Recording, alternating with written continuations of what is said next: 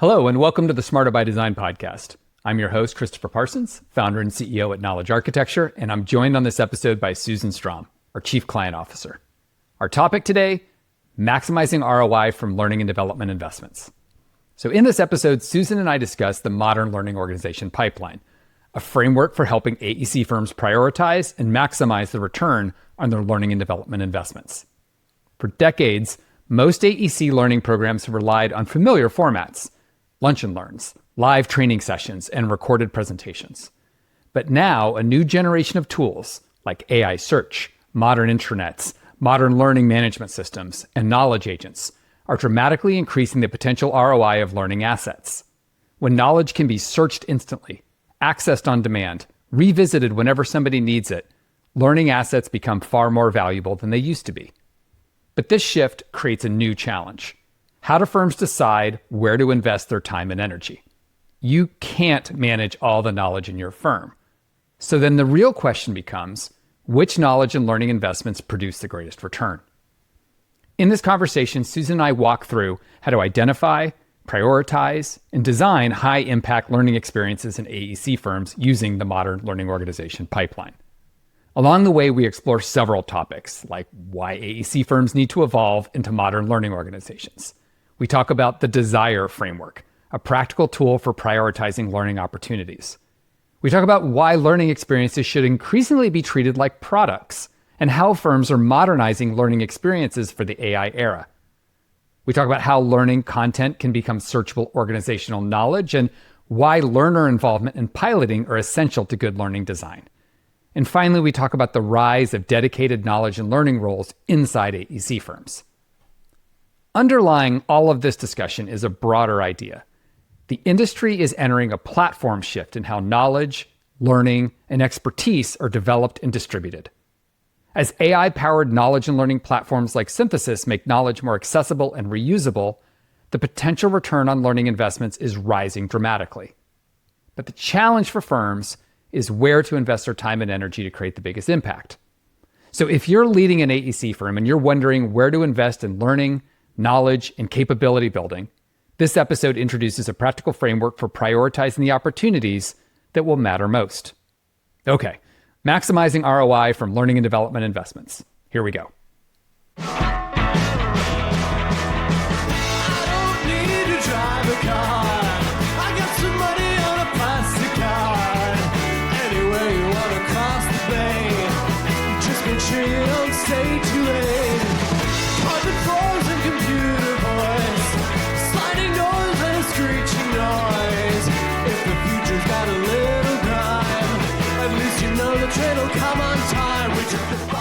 Hi, I'm Susan Strom. I'm the Chief Client Officer at Knowledge Architecture.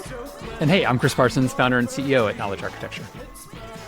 Chris published something in our Smarter by Design newsletter, issue 15, like 3 weeks ago, called the Modern Learning Organization Pipeline.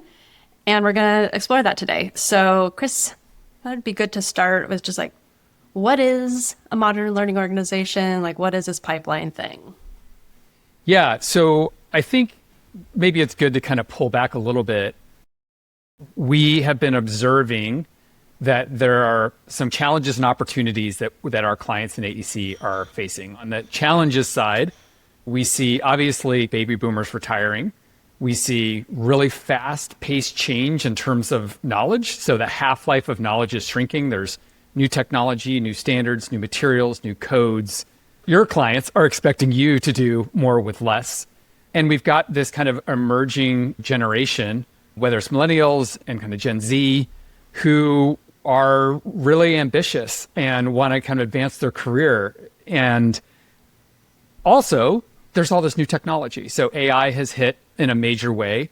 And there are all changes to video technology, too, that we've been seeing. So it's easier to capture video and edit video and clip it out and use that as a knowledge sharing technology. And so this confluence of some of these structural, cultural, demographic changes, as well as the technology changes, have really created this perfect storm, but kind of in a good way, to really level up the way that AEC firms are doing learning and development. So there's an opportunity to deliver the right knowledge to the right person in the flow of work much more than there ever has been.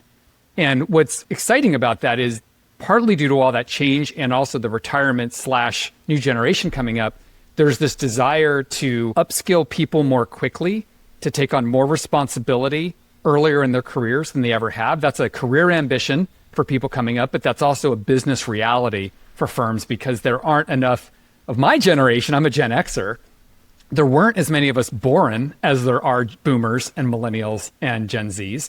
And then a lot of us left the industry after the dot-com bust and then after the housing crisis. So there's this hole of 15 to 25 years of experienced professionals that AEC firms are needing to figure out how to work with. And so they have to do it. And then the technologies have converged to make that possible. And so what we have built is a technology platform that combines intranet learning management, AI search, knowledge agents, really advanced use of video technology to help enable this kind of change.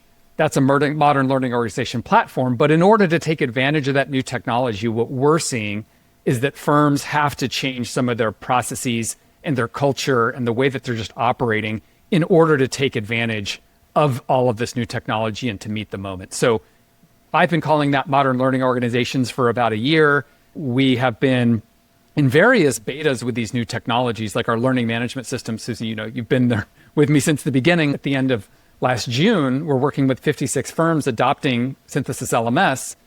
But most of what we're seeing is that firms are working on the people, process, culture stuff more than the technology piece. In order to deliver high quality on-demand learning, in order to get the kind of coverage on the topics that are important to us so we can upskill people, they're needing to change their approach to learning and development and their approach to knowledge management. And so that's at a high level what I see firms doing. And so as a modern learning organization, they will create and maintain collective intelligence.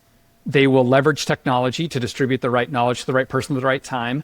And this will make them more adaptable and more resilient as business conditions and practice conditions continue to change. So that's the high level overview of what we're seeing.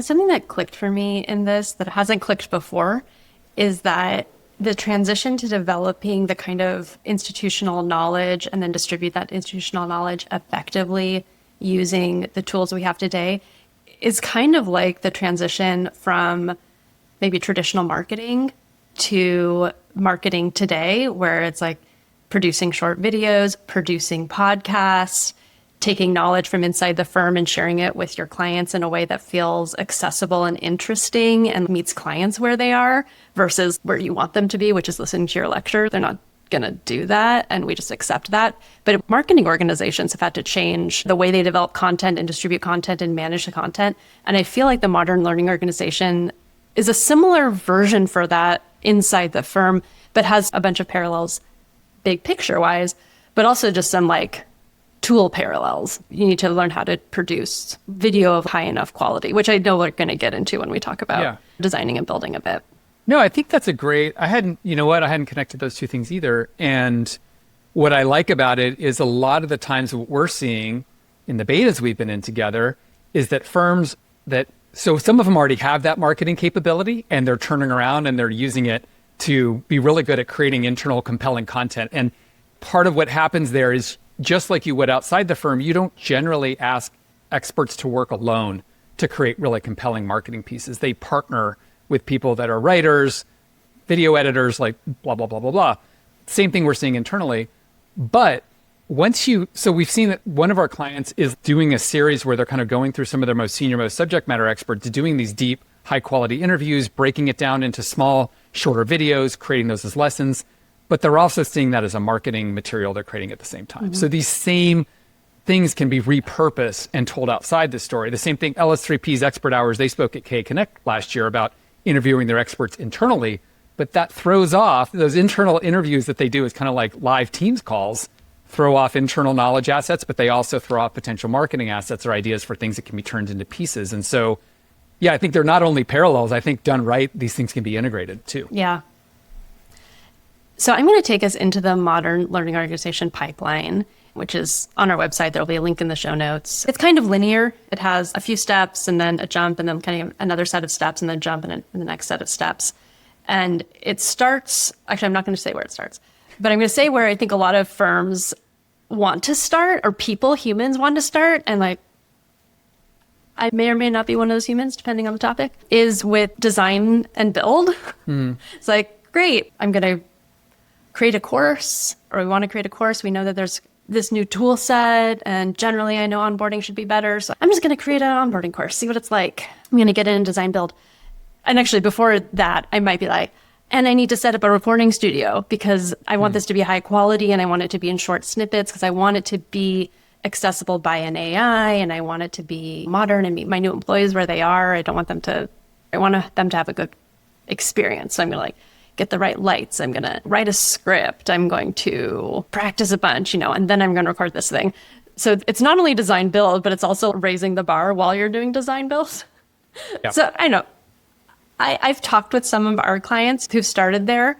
Yeah, I'm curious what your thought is on starting there versus starting, more at the beginning of the pipeline. Yeah, I think whenever you have a platform shift like this, and I do consider this a platform shift and a paradigm shift, there's always the kind of temptation or maybe even habit to go towards step 10, versus starting at the beginning because you see the promise. And so, in kind of a traditional, this may be a bit unfair, but like for a traditional kind of learning organization in AEC, the root, most atomic level of learning and development right now is the hour-long lunch and learn, generally, or maybe an hour-long training session. Maybe it's not specifically a lunch and learn, but there's this hour thing that's delivered live or over Teams or Zoom or whatever, and then it gets recorded and it gets put on the intranet or on a server, depending on what technology you have. And that's kind of it. It's kind of like if you were there live, cool, we'll give you some credits. And then if you missed it, you can go watch the recording. Or if you come 3 months later, hey, you should go watch this recording. The thing we hear again and again from our clients is those generally just don't really get seen, or they don't have the analytics to know if they get seen, or maybe that hour-long recorded thing that was meant to be live isn't a really great learning experience for somebody coming to it after the fact. So that's kind of where people are starting. We show them the technology that we built around synthesis. And it's like, well, it's, you can have these courses which have short lessons. Those courses can be assigned. People can discover them. We have full analytics to understand if people consume them or not. There's feedback built directly in. And oh, by the way, all that content is searchable in AI search. So if someone just has a question about how to do a thing in Revit or about a sustainability guideline, it can just answer their questions citing that course without you having to watch the whole hour-long thing. So there's this completely different paradigm that's become possible. And so then people want to run towards that. And they think, first of all, we want to get there fast. But second of all, it's like we turn on the lights and it's like, oh, wow, these existing ways we're doing it aren't going to meet the moment. And so we need to level up the quality. We've got all these old things, and it can become overwhelming to the point like, oh, shoot, there's so much work to do. What started off as really exciting has now become dispiriting. Mm-hmm. And so I think you and I have seen that. And what I think we tried to redirect people towards is like, look, this is a journey. You're not going to get there in 6 months. I mean, since you and I have been at Knowledge Architecture, we've always said you can't manage all the knowledge of your firm. There's too much of it. And so you have to prioritize. And what I tried to do with the pipeline is help people go through a structured process to think about how to even identify what the biggest opportunities is, to prioritize those, and then right-size the learning opportunity that meets the moment. So for example, let's say you said onboarding. So we'll start with that. That is an opportunity that you're going to onboard, depending on your firm, 5, 10, 25, 30, whatever it is, number of people a year. You're going to do that every year. It's something everybody that comes in the company goes through. So it's a high impact moment to get somebody connected to your culture and awareness, and it's how they feel welcomed into the firm. And so you want to execute that really well. There's a huge ROI in nailing that. If you contrast that with somebody has a design presentation where they're introducing a new technology that can be used, maybe it's a new way of doing a structure like mass timber, or maybe it's a new kind of auditing framework, whatever the thing is, a new technology they can use for visualization. Maybe that one is like some people in the firm are going to use it. Sometimes it's kind of like almost more of an elective. And so you've kind of got this spectrum between really important, strategic, this high usage, high volume thing, all the way through something that'll get tapped sometimes. And so I think this pipeline was meant to help you walk through and realize not all opportunities are the same. Some of them don't really matter because they're not going to impact enough people. It's just kind of a nice idea, but it's not enough to justify the investment. And to help you systematically think through what matters and what doesn't, to what degree, how do we build something compelling, who is our audience really, involving learners and helping shape the content and understanding if it's working. It's really meant to help people not get overwhelmed and have a more methodical way to move through it, if that makes sense. That does.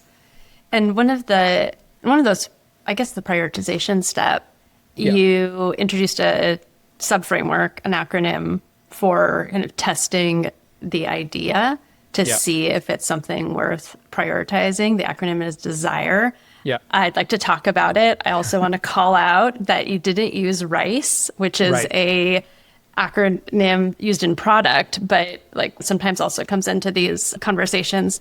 So on a personal note, I was curious if you played with using RICE, and maybe you could explain what RICE is. Sure. And then I want to talk about DESIRE. Sure. I guess just take one more step back, that I want to make another contrast to what traditional learning organizations are doing versus modern learning organizations. And I say this with love because I think this is all done from the goodness of people's hearts. But a lot of that, I said the fundamental unit is this hour-long thing. A lot of the ways people get to that hour-long thing and which one it's going to be is there's some kind of professional development committee or the kind of people that run the lunch and learns or the forums.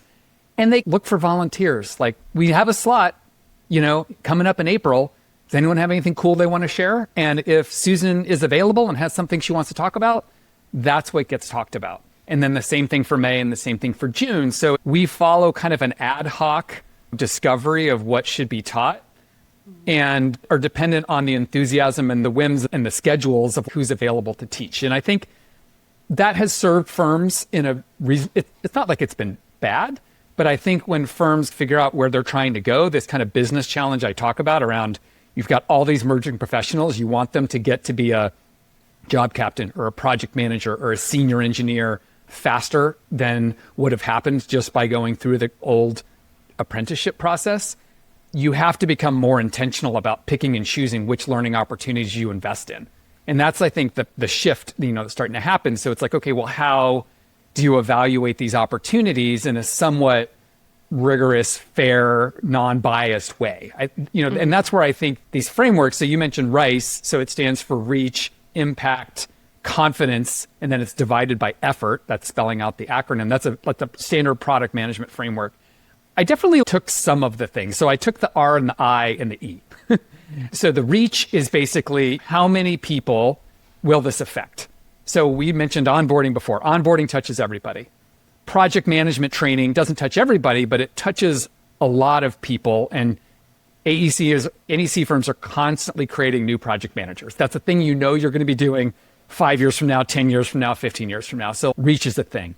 The I for impact helps you balance, okay, so we know it's going to hit X number of people with reach, but does it really move the needle? Is this something that will teach them a foundational skill they're going to need to do their job better?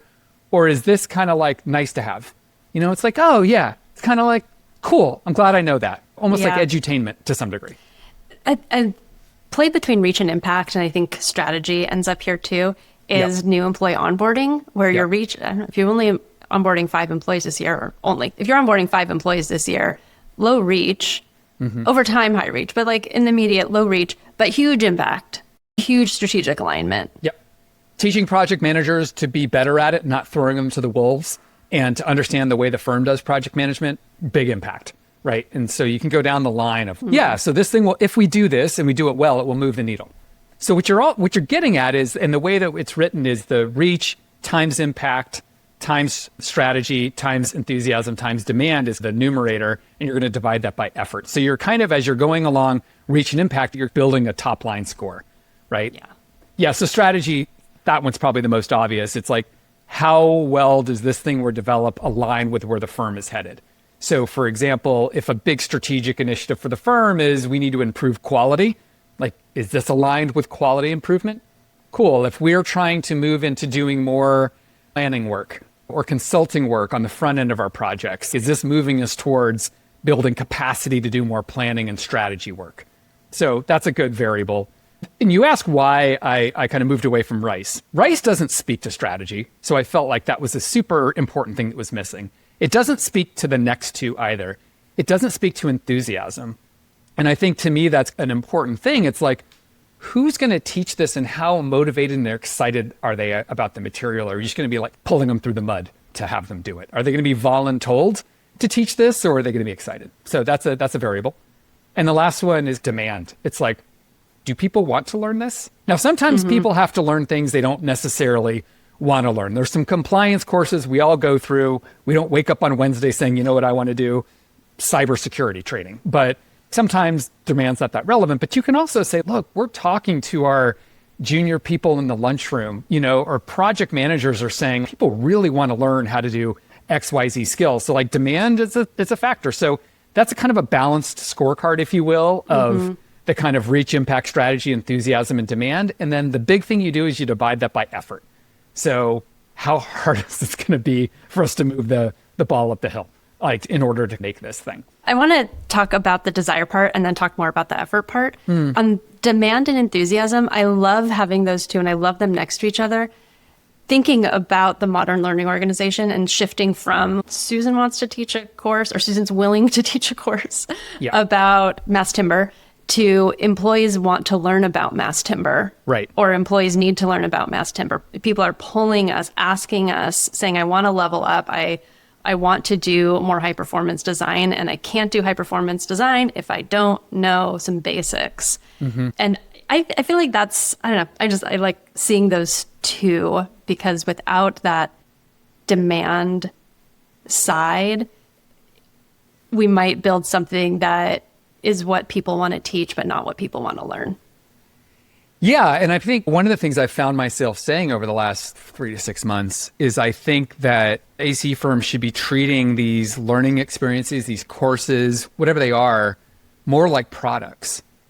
One of the foundational errors that founders of product companies make, myself included, is building some stuff that you think is a really great idea, but you haven't validated a market for, or isn't necessarily strategic, but it sounds fun and it's right there and it's kind of easy, and why don't we just do it?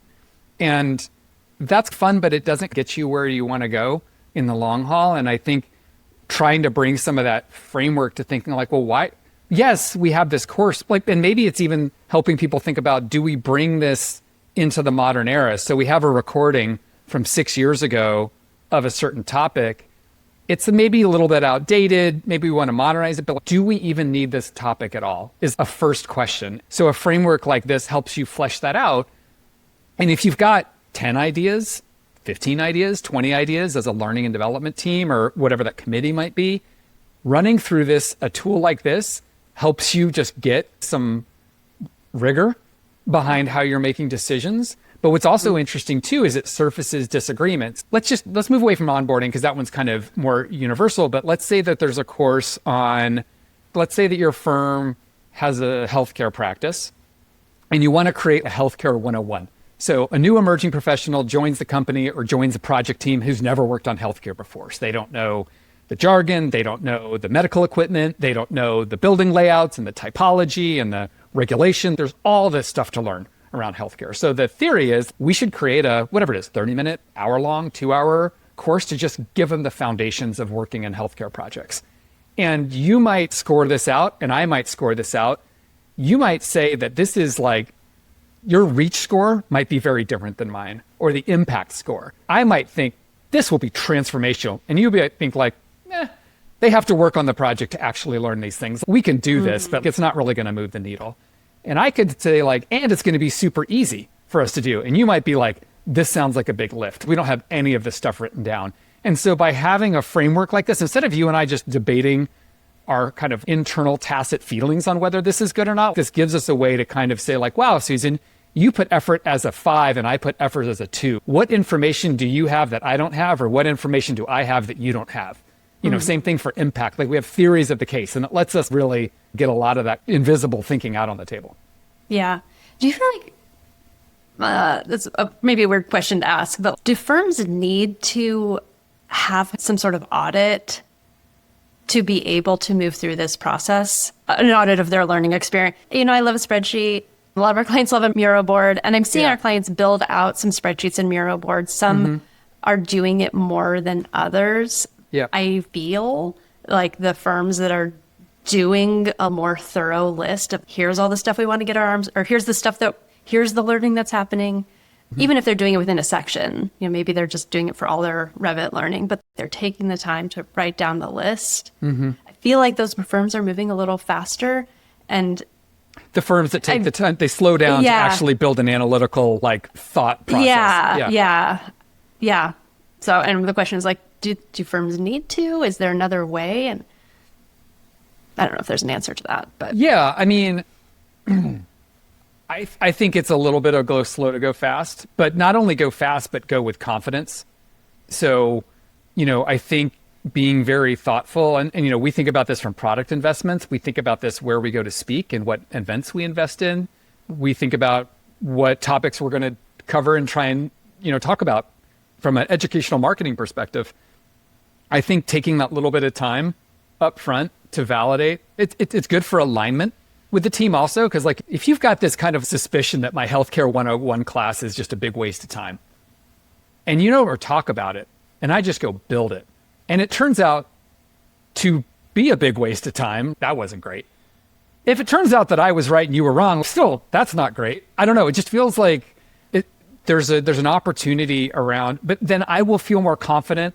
Even if I thought I was right, you said, I don't think it's going to work. And in the back of my mind, I'm like, what if Susan was right? Maybe, you know what I mean? And then I'm halfway through building and I realize, oh my God, she was right. We don't have any of this content. We have to start from scratch. I thought we had this all written down. It turns out we don't. And so it's just, I feel like it's worth a little bit of prevention here. Another thing that I've seen is that by having the analytical plan, when you share it with someone else, you say, okay, I'd like you to record this lesson. I'd like you to record a 3-minute video on this topic.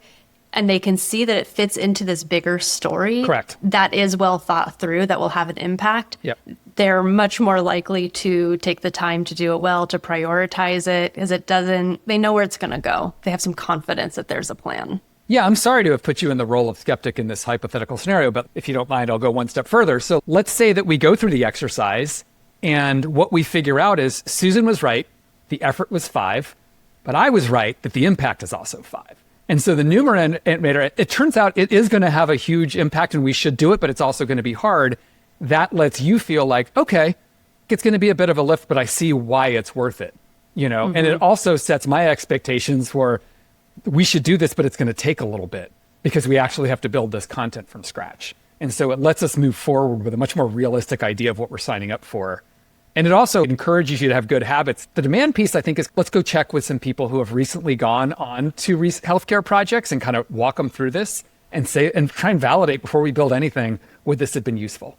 Or as we start thinking about who's going to teach it, maybe that helps us identify and kind of bring them in early and be like, do you have the energy for this? Does this sound like something you want to own or don't drive? We'll support you as a learning development team, but do you want to drive this thing? So yeah, I find this, I don't know if we've gone on this for too long, but I think this thing is a lot of where, let's put it this way, all of these things need to be thought through, whether you do it up front in a systematic way or not. And if you don't do it, it's going to come back to you later. And it's better if it doesn't come back to you after you've already invested 20 hours or 50 hours or 100 hours, or you built something that nobody's using and you don't know why. Unless they've just been forced to do it. And then they're unhappily complying with it, right? And your employee engagement score goes down. Right. What did we do here? Yeah. On the effort side, one of the questions that has come up a lot is we're used to the 1-hour format. Our teachers, our internal educators are used to the 1-hour format. We want to shift to short videos. We want to shift to breaking it down. We want to re-record it. Or take this new thing that we're teaching, and instead of doing it in the 1-hour form, we're going to do it a new way. We're going to do it in 5-minute videos or whatever. Then this thing happens that we talked about a little bit ago of then things start to ratchet up. It's and we need to be in a studio, and it needs to be perfect, and we need to, get the lights right and all the stuff right. Yeah. And that's not always necessary, that level of perfection to get the job done, to meet the user's need. They might not care about that. Agreed. The audio quality needs to be good, but maybe not everything, not for every course. But is there a floor for quality? Yeah. I think about quality, not to say that I agree with you, by the way. I think audio quality really matters. there are $99 external mics you can buy that just raise the floor very high for audio very quickly. So I think that's an investment that's easy to make. I come at quality from a slightly different lens that we'll get to production quality, but I think of quality much more in terms of, is this thought through? Is someone just going off the cuff and just saying a bunch of things? Or has this been considered? Has my time and life been considered as a learner? Like you as the learner? As me as a learner. Has somebody put care and consideration into putting something together that's kind of like coherent as a floor? But then is it concise?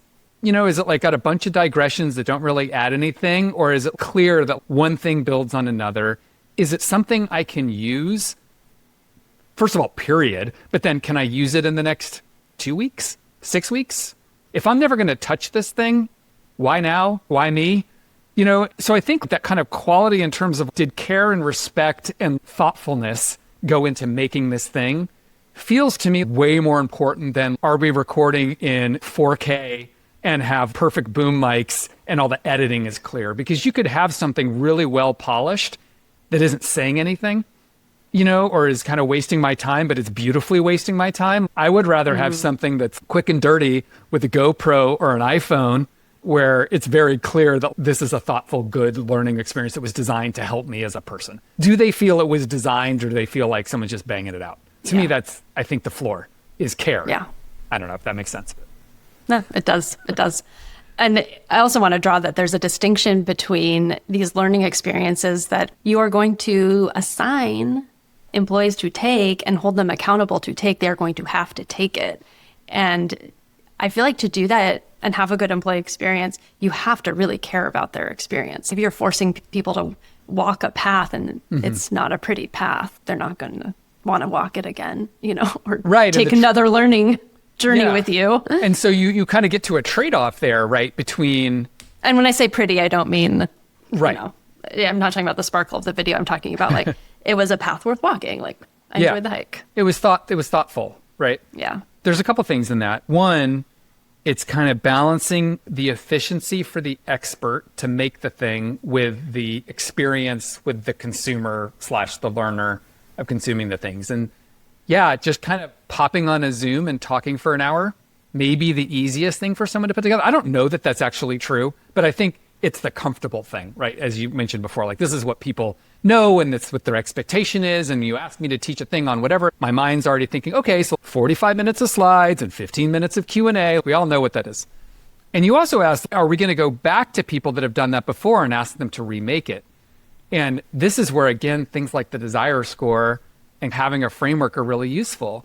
And if this is going to have a really low score and it's going to be kind of helpful for some people sometimes, I don't think I would take the subject matter expert's time to do that. Maybe the floor of quality is good enough. Maybe. If this is like project management 101 or onboarding or Revit basics or whatever these kind of foundational courses are and learning experiences for your firm, obviously the ROI that's built out through this financial model justifies putting more energy into it. The last piece of that too, and this is, I get into this some in this piece, and then the issue we just published this morning around helping support subject matter experts in teaching is also surrounding them. You mentioned at the very beginning, you have a marketing team or you have skills in your company for storytelling, writing, interviewing, packaging up videos, clipping. To the extent you can take a subject matter expert and just make it easy for them, where they have to kind of just show up with their expertise, even to the extent like you've done your homework and you know what the important things are and you have a theory of a script of what to take them through. Anything you can do to make these very busy people enjoy the experience more and make it an easier lift for them, you can do. And so I feel like that's also part of this calculation is effort for whom? Effort for the expert, effort for the knowledge and learning team, for the marketing team, whoever's doing the work. Yeah. Yeah. And I feel like there's what we're talking about, or like the language you're using suggests that it's going to be a short video, let's say maybe 5 minutes, 15 minutes or something. It's going to have a point. Someone's going to be able to drop in, learn something like risk assessment for contracts. Right. Something like that. I'm going to watch the video. I'm going to get it. I'm going to be able to come back to this in 3 months when I actually have to do a contract. But I feel like there's also another kind of learning that can happen, which is a conversation between an expert and an expert talking about a policy that's maybe somewhere on the intranet that is less focused, but rounds out someone's understanding of why something is important. Sure. So I don't know. I just want to call out that there's multiple modalities. And when we think about the employee's experience, the learner's experience, there's room to play. It's not like everything has to be super linear in every lesson for it to be a good experience. Yeah, the example that's coming to mind, and people are going to learn about what Christina Williams has been up to at Lionakis. They'll hear about it through the podcast and webinars and K-Connect this year, but she's taken a long-standing program, which is their Design Technology Boot Camp, which was all live synchronous instruction. And over a number of, I think it's 52, 54 hours a year for new people who are going to be design technology specialists and be embedded in project teams to support the teams with Revit and all the other tools they're using. And so what Christina's been doing is, let's try and do some hybrid formats. How about the instruction-y part of this, where I teach you what design options are, or how to do keynotes, or how to do whatever the kind of the technique is. I can, instead of that taking me 30 to 35 minutes to teach you, if I'm efficient in making it pre-recorded, maybe that's 18 minutes, maybe that's 20 minutes, and I can cut out some of the sidebar stuff and just simplify it down to the core things you need to know. What they're going to do is watch that together as a group and then discuss it. Or, we've seen, you and I were in some beta cohort calls yesterday where it's like, I want you to read our AI policy, right? I want you to watch this short video about how we're approaching AI tools. And then I want you, through a link in here, to book a 15-minute meeting in my schedule to talk about what you learned, what your ideas are, how you think AI might help you. And so these multimodal hybrid environment, that's what I think a modern learning or experience it looks like. It's not one size fits all. But the side benefit of that is that in the Lionakis example, sometimes people learn better if they can pause and they can go back, or they can break it up into maybe it's 18 minutes, but I just want to pause this, think, go get some coffee, come back, watch the next 9 minutes, make some notes, open up Revit, maybe try the thing, keep watching, and letting people go at their own pace is more accessible for more people. But it also means that I can go through the course and then 6 weeks later, 6 months later, and I don't remember how design options work, I can come back and rewatch it, right? It wasn't contingent on me being live with the instructor in the room. So it's also thinking about recall and retrieval. And then now that it's digitized, anybody at Lionakis who's trying to figure out design options, they just search on their intranet, and AI search is going to pull them exactly the answers they need out of that course. So you've done a lot of things by digitizing this, both for the immediate experience of someone going through that learning program, but then also, downstream and for others. One of the things that actually came out of some of our work with Lionakis, preparing for them sharing their story, is thinking about that retrieval while you're building the course. And there was a specific example with Autodesk Construction Cloud / Forma, where they were breaking out the courses, and they're like, one of the things you're going to have to do is add, you're creating your project in Forma, you have to do all these things, and then you have to add your users to the project. So instead of making the add users and project part of a broader video, they pulled that out as a separate lesson and separate video, because they're like, that's a thing people are going to have to come back to a bunch of times probably. We need to make that recall really good. So they optimized for the recall of a specific step that they thought people would need to recall. Yeah, it's almost like if you're producing Saturday Night Live or you're producing The Daily Show, you're thinking about it in terms of clips and segments. And those clips and segments are going to be standalone videos on YouTube downstream. If you're thinking about your course that way, it's like these are key moments that will stand alone, but added up, they make a continuous experience. And I think, again, that canonical hour-long thing, maybe it's an hour long because it wasn't as efficient as it could have been. So maybe it's down to 45 minutes. But 45 minutes can still be the right length, but maybe it should be 9 5-minute segments, or 5 9-minute segments, or 3 15-minute segments, for exactly the reason that you're saying. In addition, it makes it easier to maintain that knowledge too. So if something changes that was in minute 37 of your hour-long thing, but you've got it broken down into a 9-minute segment, maybe you just have to replace that 9-minute thing, and so you've got less of a technical learning debt that you're taking on.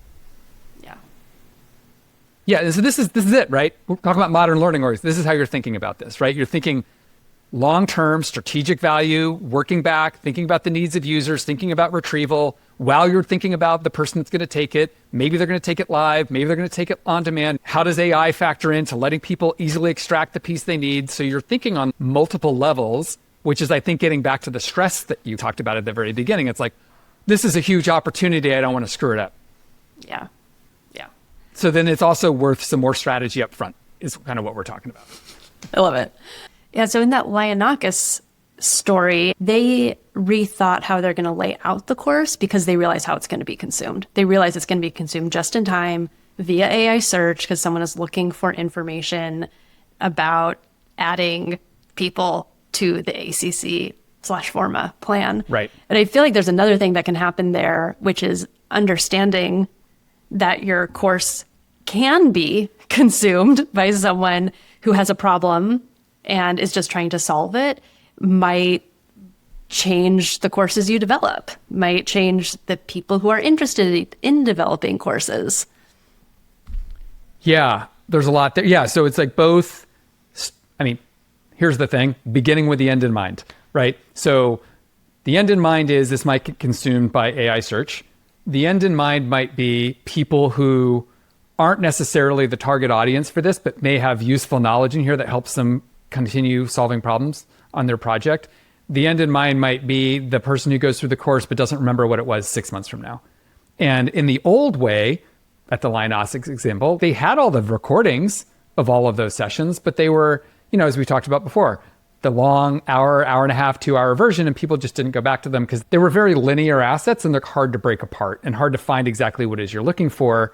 And so for Christina and her team, it's like, it's a little bit more of a lift in 2026 to redo this content and do it in this way versus just show up again in 2026, teach it using the slides we already have. You mean in 2027? Well, I guess they redid it in 2026. So like they could have come into 2026 being like, look, we've already got this stuff developed. Let's just do it. Or they're like, nope, we're going to start over because we believe in 27, 28, 29, this will save us a lot of time. And also once this stuff hits Leo, that's the name of their synthesis intranet, that means that knowledge is searchable for everybody else in the company. And so it's immediately put to work as an asset. So that return on knowledge is much higher, which justifies that short-term investment, which I would argue is probably going to save them time over the long haul.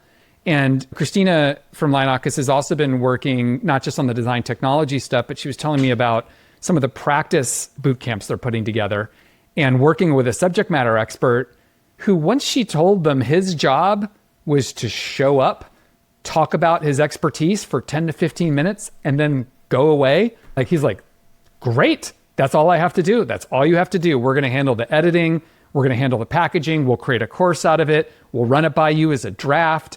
And so in that case, you're increasing the return for the organization. You're lowering the investment for the subject matter expert, and maybe you're increasing the investment a little bit for the org, but you still come out net positive when you think about what capturing this knowledge can do for the organization. So I think it's that calculus. I don't know of anybody that's actually, I take it back. Jess Purcell and the team at Shepley Bulfinch have actually calculated out the hours of doing it the old way versus doing it the new way. Mm-hmm. In her K-Connect 2025 talk, she goes through that in detail. It's fascinating stuff. But most firms haven't calculated, but they can feel it. They're like, yes, this is gut test. This is going to make us more efficient and more capable, and it's a good use of our investment. I gotta say that I think that this might also play into how we think about resourcing knowledge and learning in our organizations, right? Some of our clients, a minority, have a knowledge manager or a L&D department. The majority do not have those roles, but we are seeing those roles on the rise. We're seeing a combined knowledge and learning manager role on the rise, some trends there. And I feel like this ROI calculation for how much the organization can actually get out of a training if it's done really well, if it's done in a more modern way. And that to get there, someone needs to do the work. So we might need to give someone time to do the work. I still think that there's a place for knowledge and learning to be embedded in other departments, but I think the calculus on all of that is changing a bit. Oh, 100%. I mean, when we started Knowledge Architecture, the first K-Connect we ran, my goal was to get together the named knowledge managers in the AEC industry for a roundtable in Chicago of 15 to 20 people, because that's how many I think there were. And instead, I mean, the history of K-Connect is we got 80 people. They weren't all knowledge managers, blah, blah, blah. It turned out to be a whole thing. And those knowledge managers were at SOM and Gensler and HKS and Arup, large 1,000+ person firms in general. That's where they were. Now we're seeing knowledge managers at 50 to 99 person firms, not infrequently. It's becoming a thing. And that sea change, I think really in the last 10 years, we started seeing more and more knowledge managers at the under 500 person firm. In the last year, we're seeing it at the under 100 person firm. And I think we're going to start seeing it now at the under 50 person firm. It just seems to be that firms are running, I think you're exactly right. They're running that ROI calculation. And part of that ROI calculation is we can take so much load off our experts, not only just for the knowledge capture and the creation, although that's true, but we can give our experts more leverage. You know, it's like if I'm thinking about we're just name dropping experts here. If I'm thinking about Corey Squire at Bora as the director of sustainability, look at what he's done over the last few years there in terms of building out their knowledge base, putting his book on their intranet. Again, working with some other experts. It's not just Corey on an island. He's working with a team. But that was a good part of his job to build that out. And now they're in the learning management and they're going to do the same thing all over again. And the whole idea is, on one hand, the expert gets more leverage because they can scale their expertise and they can spend more time on researching, innovating, working with clients, mentoring employees versus answering the same 101 and 201 level questions all over again. And the user experience for an employee, it's like, I don't have to wait until Corey's not busy. Corey might be on a job site. Corey might be on vacation, or Amy, or any of the other kind of experts at their firm. I can keep going in the flow of work. I'm not disrupting my expert. And there's this whole flow state that gets unlocked. And I do think that, yes, a platform like Synthesis is a key part of that. But you're exactly right. I think that whatever that knowledge and learning management team is, whether those are FTEs, whether that's Christina, we had brought up multiple times, she's 50% DT, 50% knowledge management. Katie Robinson at LS3P is the Chief Marketing and Knowledge Officer. She's got a split role. Somebody, I think, needs dedicated time in the week where that's the thing they wake up in the morning and that's what they're thinking about.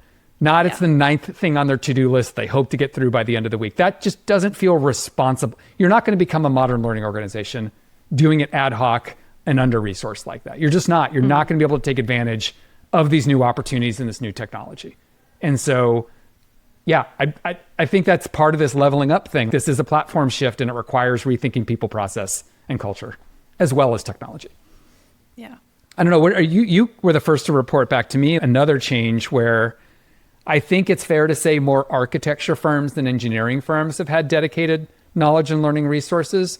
But I feel like I'm seeing this change too. We just had an 80-person engineering firm last week say they're hiring a knowledge manager. I know of another one who hasn't published the job description, same size, doing the same thing. And this feels like that's changing too. Yeah, I mean, I'm an engineer and I don't want to pigeonhole engineers, but the math is pretty simple.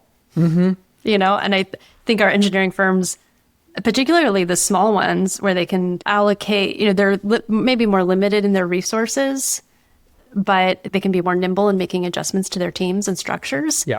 They're like, yeah, let's, frankly, give it a try. Right? Let's really give it our best effort, give a modern knowledge and learning organization our best effort. And that means resourcing it. And we know that all the engineers here are billable and on projects. We know that our marketing team is already running lean. Yeah. Right? We know that HR is already running lean. So where is it going to happen? A person, yes. Right? Where's it going to happen? Yeah. Yeah. And in some cases that might look like, this isn't an engineering organization, but another one of our clients, they had a couple planners who project stalled, like funding, I don't know, something like that. So we're like, great. It looks like we have about a month of runway where these couple people are going to be underutilized. Let's make that time really intentional and give them something meaty to work on. But if we're talking about that same organization, I think we're talking about the same one. The COO is running point on this operation. And she's the one that made that call because she's deep in building the modern learning organization for them. And so she's pulling in. Right. She's the person who wakes up every day and thinking about it and saw the opportunity and connected the dots and then made it happen. But if no one is playing that role of I'm at the table, I'm at the leadership table every day thinking about how do I resource this particular aspect of our growth, it's going to be hard to identify the opportunity. Yeah, this is all medium to long game stuff. This is, I'm working on the important but not urgent. I'm working on the business, not in the business. There's like 9 ways of saying the same concept. I'm sharpening the saw. I can keep going. There's so many cliches around this. But yes, it's that, right? And I was on the phone with a client this week who isn't on the modern learning organization journey, but wants to get there. And I'm going to pull back to AI for a minute. One thing I have seen is firms sometimes either being too far on the AI is fantastic, it's going to do everything for us, or they're afraid that it's not going to work. There's ways to over-index on being too bullish or too bearish on AI. I feel like they work more on we just need to point AI at our 30 years of experience on our server, and then we can ask it any questions that we want. And I certainly haven't seen that, really technology exist. I don't think it's there. And part of the reason I don't think it's possible is that data is super messy. There's all these final _ final. No, really, this time it's final stuff. And a person that hadn't worked on that project wouldn't know what the right answer was, let alone an AI. And that's a person with context in that firm. And so there's some, I think, kind of magical thinking that we just apply AI to the problem and it's going to solve all this for us. And I think that what I've seen is the firms that are making the most progress don't think that's true. Yes, it's true. AI will help us do some things. But we're going to need to go build that digital knowledge foundation and learning foundation that's going to allow our people and AI to understand how we work, what we've done, what our approach is. That's the way that it's going to work. I think they're really treating AI like a new employee. Yeah, right. And if you think about it that way, it's like, wow, we're hiring someone and maybe AI is actually 3 people or 4 people, or maybe it's 1 person. I don't know what the FTE balance is. And they're seeing the ROI that way. Mm-hmm. You don't go hire someone unless you think they're going to, give you some ROI. Mm-hmm. And then they're training the asset, the intelligence, with that same level of intention that you would onboard a new employee to make them fully productive. Capturing knowledge is how you train an AI like synthesis, Capturing right? It's like writing down, right? Yeah, like you don't ask a new employee to go read your 10 to 20 terabytes of project files and then do their job. Right. Which could be any job, right? You figure out what job you've hired them for. You give them you tell them to read the section of 8 terabyte that actually pertains to them being able to do their job effectively. And then you measure them on their ability to do their job effectively. General intelligence, or like AI intelligence, is obviously a little broader than that. It can do multiple jobs, not just one, but same kind of principles. And I feel like that's, I feel like, again, it's math. Yeah. So I think another way of saying that is the modern learning organization is thinking about the learning and development of its employees as well as the AI, right? As well as the agentic layer that's going to be part of your business. We will, I don't know, I can't say this with 1,000% confidence, but this is the worst AI and the least AI we will ever have in our businesses today. And so if you believe that's true and we'll have more AI and it will be better, making an investment so that the AI understands your projects, your people, your standards, your processes, your culture, your values, just like you would want new employees to understand the same things, you got to capture it and put it in a format that is accessible to both humans and agents. And bringing this back to the modern learning organization pipeline, like the pipeline we've talked about, developing good courses is just one little part of that. Like it does help train the AI, but it's this whole flywheel that is getting going. Right. Where AI is the ability to get that content when you need it, when the learner needs it, is driving the creation of new content. It's driving the resourcing of new content. It's driving our firm's willingness to invest in developing that content, because you're not just getting it to the 5 new employees that joined this year. You are giving it to all your employees and you're giving it to the AI. That's right. Yes, that's exactly it. And I think it's this jump. This is step 7 in the model.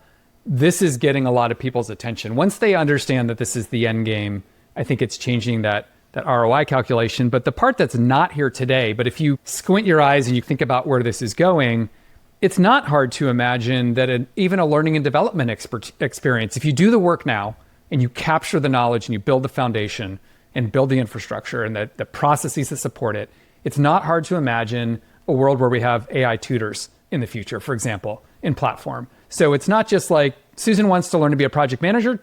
Today, it's like, yes, you will go through our project management 101. You'll be supported by an agent and by AI search that can answer your questions about project management. But it's still not exactly like Susan really wants to build a skill around contract negotiation or having difficult conversations.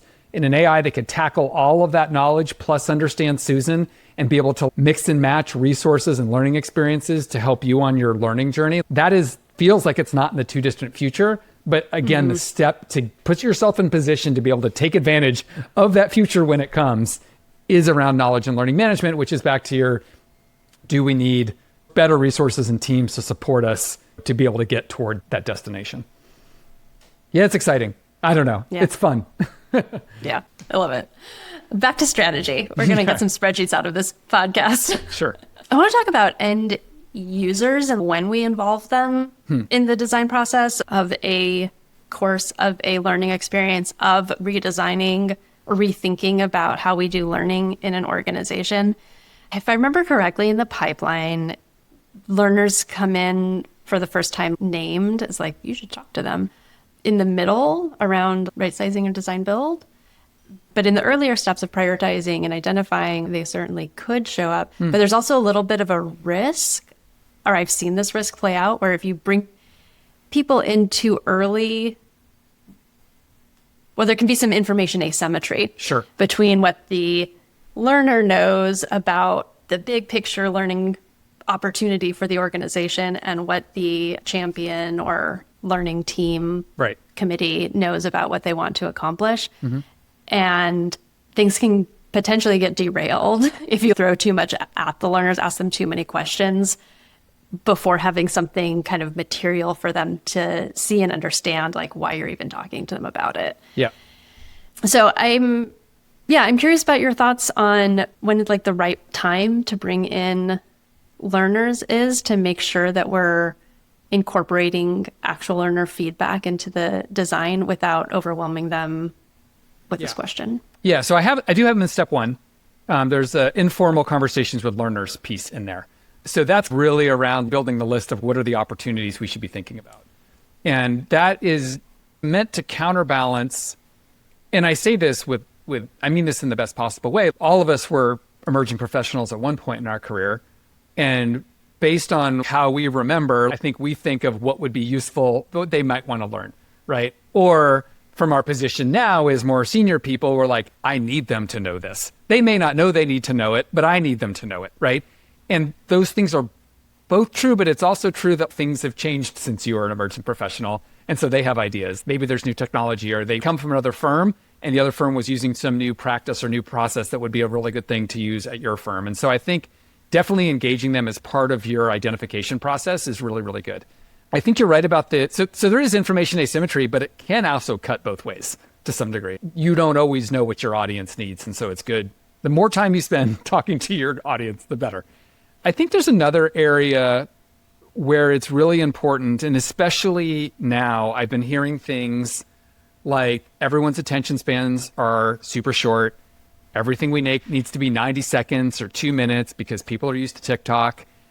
And I think there's some obvious evidence that those tools are popular in the culture, but there's counter evidence that people watch the acquired podcast and Joe Rogan podcast. Those are 4-hour long episodes, right? People used to watch movies. Now they're streaming entire television shows. So if something is interesting enough to them, they will keep going, whether it's educational entertainment or whatever it is. And so I'm very skeptical of this argument that people don't have the attention span. I do think it's true that people have lost some of their endurance. I read a piece last week that it was in Cal Newport's newsletter saying that at the NYU Film School, right, super prestigious film school, they're saying that the film students are having a hard time making it through full-length films because they just get antsy, right? And they're like, I need to check in. I'm out of the conversation. I don't know what's happening. And I don't doubt that's true. I've definitely paused a show and been like, what else is it? How are the Warriors doing? You know, whatever it is. I don't dispute that premise. But I think if your thing is valuable enough, people will finish it, which is, again, another benefit of on demand and letting people pause and go at their own pace. It's another argument for instead of an hour-long thing that you're presenting somebody, if it's a 9-minute thing, maybe that's more aligned. I can do a 9-minute thing, take a break, do another 9-minute thing. Maybe that's more aligned there. But I think talking to end users and seeing if that's true is useful. Really, how are you consuming content? If we were to design this and you're saying we're thinking of 3 different ways, you don't have to do what they're saying, but you can certainly get their feedback. It seems like a useful thing to do. So yeah, I think you should involve them all, to the extent possible. I think involving them all the way along. In fact, in the issue I just published today, I kind of linked to a clip of Todd Henderson from Boulder Associates. One of the things they did is they actually had the learners become the teachers. So they had a healthcare expert named Kate who had built all these medical planning tools. And the strategy Boulder used was, we're going to have these emerging professionals interview Kate, become the expert on the tool to the extent that they're going to present to the office. They're going to document and present to the office how the tool works.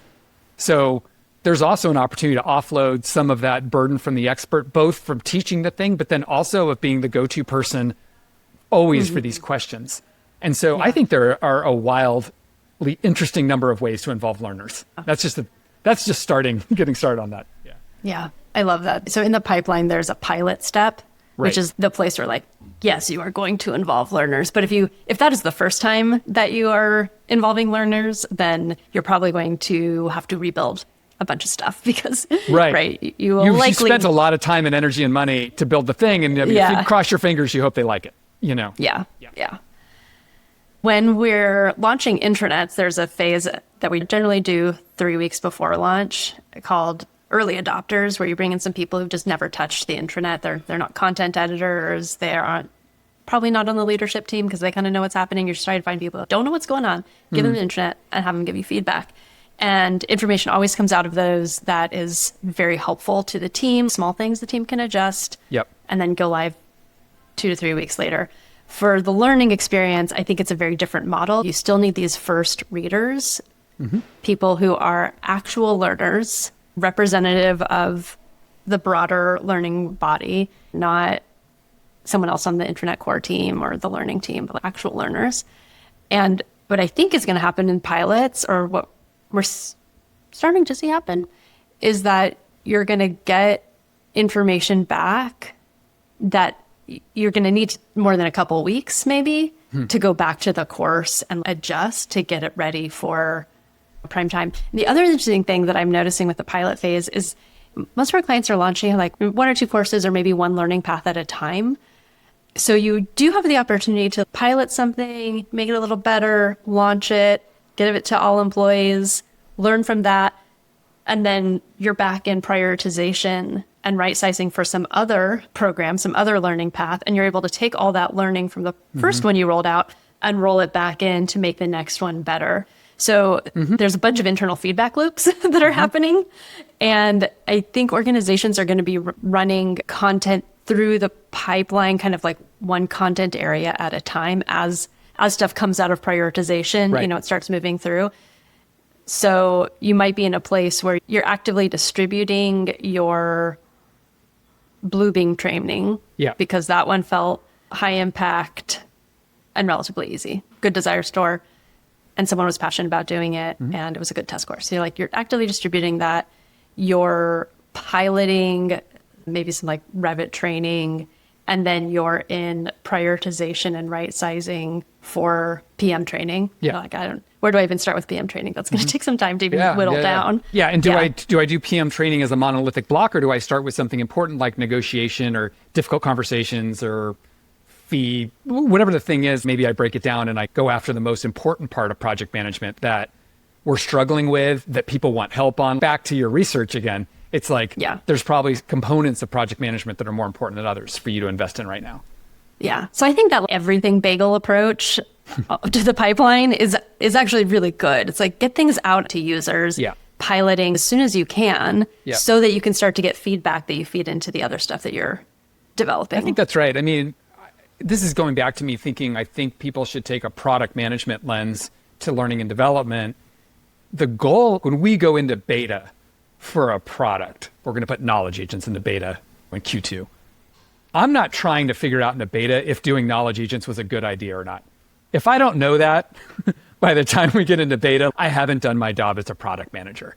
If I don't understand what the core problems to solve are, the core jobs to be done, the use cases that knowledge agents, at least the initial ones that they will unlock and have a high degree of certainty that those matter and will make an impact, and we get to beta, I haven't done my job as a product manager. And I can keep going down the line. So what I'm hoping happens in beta is, as much as you try, you always have the curse of knowledge as a designer of a product, of a learning experience, that there are things that don't make sense that you can't see how they don't make sense because they make sense in your head, you know? And so some of the things we're seeing as clients are piloting these courses is, I didn't understand what this question meant in a quiz. So therefore, I couldn't make sense of the answers because I don't understand actually what you're asking. That's a clarification. That's a bug, right?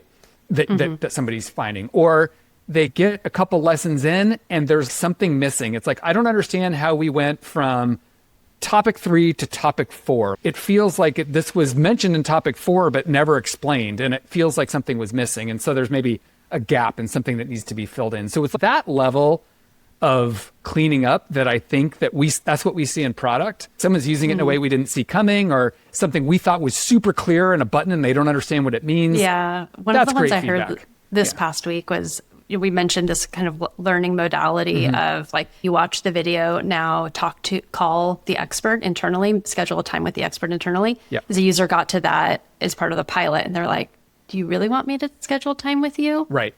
Right. Like it was just a different way of working that we were throwing at them. And there wasn't enough context for, yes, this is expected. This is welcomed. Maybe they need to put an agenda in there, something to get the user more comfortable. Right. If we're talking about the same example, I think it also wasn't clear how. Do I hit you up on Teams? Do I just come to your desk? And so in other examples, people have put a link in for like a booking link. And it's like, yeah, book a 15-minute meeting with me. This is what we're going to talk about. Yeah, exactly. It's creating more clarity. That's exactly the kind of thing that a good pilot and you're just not going to be able to see that yourself. You won't be able to see it. Of course, you put all the clarity and you can. Yeah, exactly. Whatever you thought was book there. a meeting with me. How was that not clear? Yeah, totally. Right. Yeah. A lot of every AEC organization is doing some learning, whether it's named, whether it's traditional, whether it's modern. Learning is happening. Otherwise, the organization probably doesn't exist. And some of those processes have a lot of momentum. I'm thinking about new employee onboarding or project management onboarding. It's like, maybe it's not defined, but people are becoming project managers. Yeah. Someone's telling them how to do it. So there is some momentum around it. And within the pipeline, I feel like we can think of those learning experiences at the end of the pipeline. Those are rolled out. People are engaging with them. They are happening. And so one way to approach them is in the end of the pipeline, there's an activity around measuring activity, measuring experience, measuring outcomes, and then using information about what is actually happening to go back to the beginning and think about your inventory and your prioritization. But I think there's a lot of baggage and politics basically tied up in opening that box, that kind of Pandora's box, let's just say PM training, and getting everybody who's involved in that, who are a lot of powerful people in the organization, to actually maybe face that it's not working or that there's differences in how it's being done. Yeah, so I feel like there's a lot to be explored in trying to measure some of these existing processes, but they're hard to measure because they might not be formalized. There's no feedback form. Right. Yeah. Right. So how do we go about capturing some information about how they're going and whether they're working? Right. So we can prioritize them. I think that's all good. And picking your battles is very important. One of the ways that I think it becomes, why I kind of rewrote Rice and made it Desire is I think it gives you a few more elements to think about helping to pick your battles. So let's take this. We have a project management course. It's heavily in person. It's 3 straight days. Everyone knows that people are burnt out by the end of it. They don't retain a lot of it because it's hard to go to a class for 3 days and just take a bunch of, and then they don't apply a bunch of it. immediately because they're in CA, so they're not applying stuff that's at the earlier phases of project. I can keep going on and on. But it's like, okay, but like you run it through a desire score and it's fine. It's like a middling score. It's not great, but it's fine. And it's like, so is this the hill we want to die on this month or this quarter? Or is there this other healthcare 101 thing that we figure out that like, man, we have nothing there. We're doing nothing. Mm-hmm. And if we made a change, the gap in where we are today and where we'd be if we did this is so much higher. That just makes more sense to be the next thing.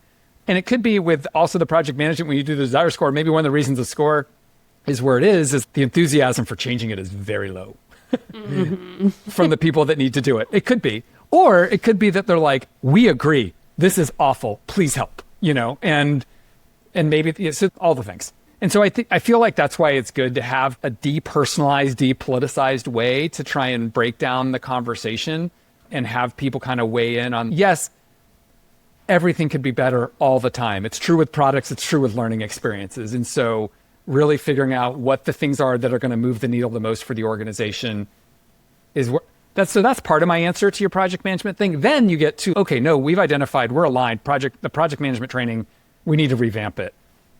I think that's when you can start doing things like, it's true, maybe we don't have feedback forms, but you can go interview the last 5, 10, 15 project managers who went through it. What of that stuff stuck with you? What of this stuff have you never used? How would you help us design this if you were going back into it could be that. It could be somebody who's whatever the step in your organization before, maybe it's a project architect, maybe it's job, like however you get to project manager, involving them. It's kind of like, by the time you get to that role, some of the things around project management. So what are the things you think gaps you need to close or seem the most scary or daunting for you? And I just feel like you just get into design then, right? And that's, sometimes you don't have perfect data in design, so you have to go find what you can. Yeah. I love that. That seems like maybe a nice place to end this, is like continuing to loop back to the user. What do they need to learn? What are they seeking? And let that inform the whole process. I think you and I are aligned that like doing some strategy research work up front and prioritization work up front is a really good idea. That can go too far too. You could spend months and months and months chasing your tail, figuring out the perfect sequence and the perfect strategy on what we need to go build. Meanwhile, you may have a huge knowledge gap in your organization that could be filled. Maybe it's your onboarding, maybe it's some new technology, whatever. Maybe there's a company initiative around AI or safety that could really use support of a learning and development experience.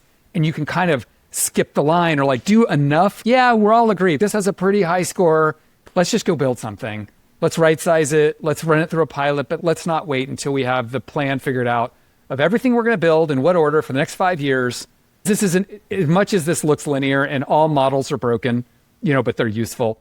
This is a looping process and you're going to continually, it's almost like a fractal, right? You'll be kind of like in a pipeline as an organization, but then every course will go through different phases and should go through different phases, and kind of like getting started, but thoughtfully. It's that balance of don't rush into it, but don't take too long doing analysis. And hopefully that there's like a balanced way to do this. Yeah. Well, this was great. Thank you so much for it was fun. Taking the time to walk through it. It's a fun way to explore the framework. And I'd encourage people as they're kind of implementing and using this and they've got questions or refinements, like this is the first version. We're going to continuously be learning and unlearning in terms of modern learning organizations in the pipeline. Like let Susan or me or the team at Knowledge Architecture know. We'd love to hear it. Yeah. Awesome. Thank you, Chris. All right. You got it. Thank you. Hey, thanks for listening. If you like what you heard, you can subscribe for new episodes on YouTube, Spotify, Apple Podcasts, really anywhere you get your podcasts. And if you've got comments, feedback, or ideas for future shows or guests, you can email us at smarter@knowledge-architecture.com. Thanks for listening, and we'll catch you next time. We took the route rail, 16th Street, West Oakland.